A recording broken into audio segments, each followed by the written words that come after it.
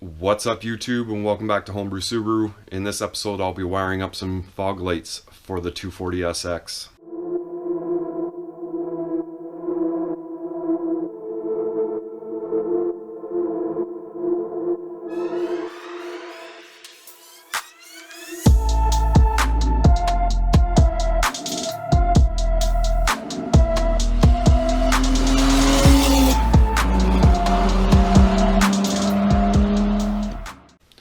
So before I get started, I just wanted to mention that I did get some Homebrew Subaru decals made up.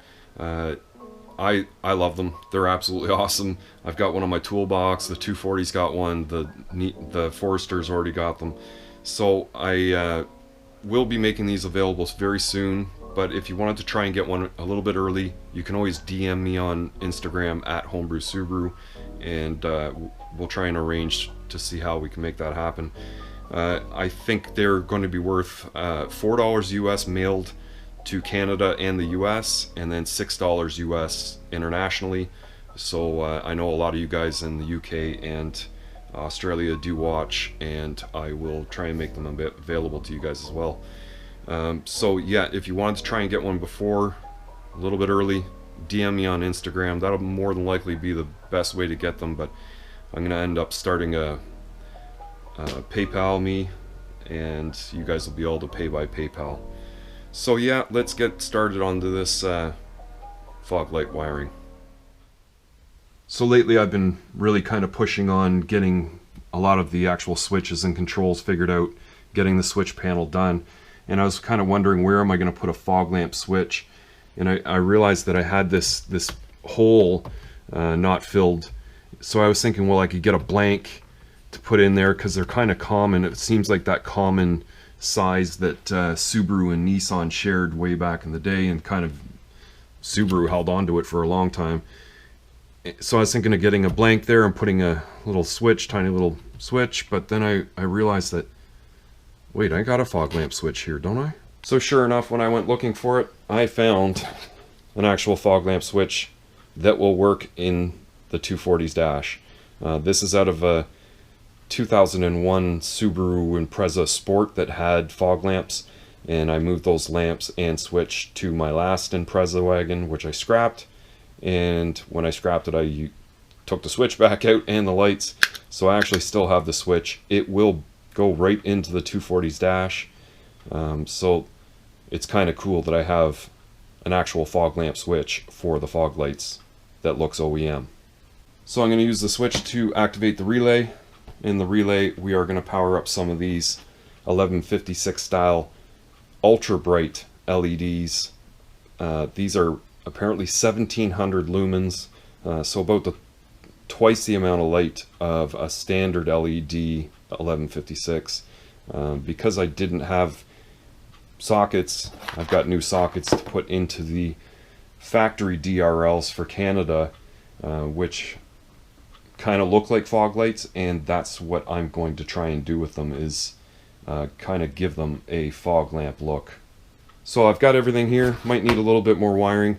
I'm going to give the lamps a little bit of a polish before I get them put back in.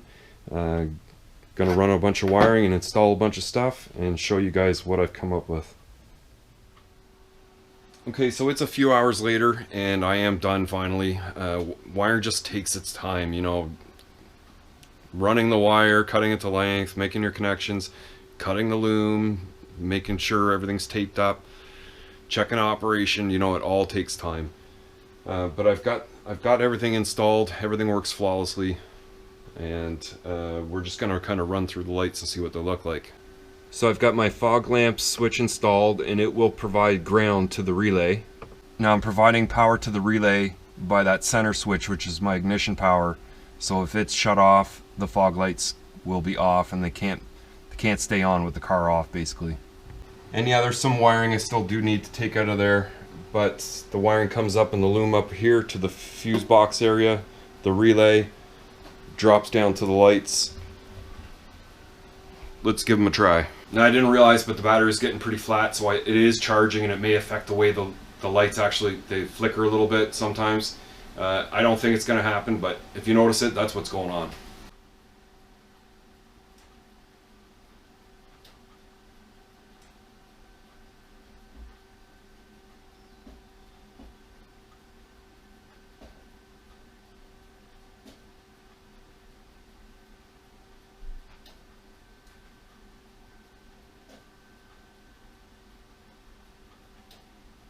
So as you can see, they look awesome, they work awesome.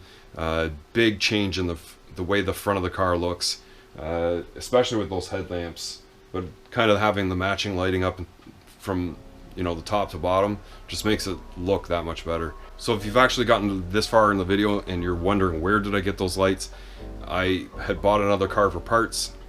Fortunately, those lights were in it. They are daytime running lights for the shark nose bumper in Canada. The daytime running lights became mandatory in 1992 in Canada, and I'm pretty sure this front end came out in 91. So I'm pretty sure that Nissan went with daytime running lights right from 91 on these S13s. So I'm kind of lucky to have them, and I searched for them before I got them from the other car, and I wasn't able to find them anywhere. Probably if you're going to find a set, they're from someone that has extra parts, or they're getting rid of a car, because in the US I know it's more of just a vented airway, and the Japanese lights, I'm not even sure if they use this bumper, but if they did, it was they may have used the lamp that actually uses the amber on one side and the white on the inside, I think. But anyways, you can correct me if I'm wrong. But yeah, they look awesome. I'm very happy it's done. It's just one of those additional things to the car that, you know, you're kind of going down the road and you get some extra lighting. It's always a good thing. If you like this video, definitely give it a thumbs up. And if you're new here and you haven't already, please consider hitting the subscribe button for me. Leave your questions and comments further down below. And I'll see you in the next one.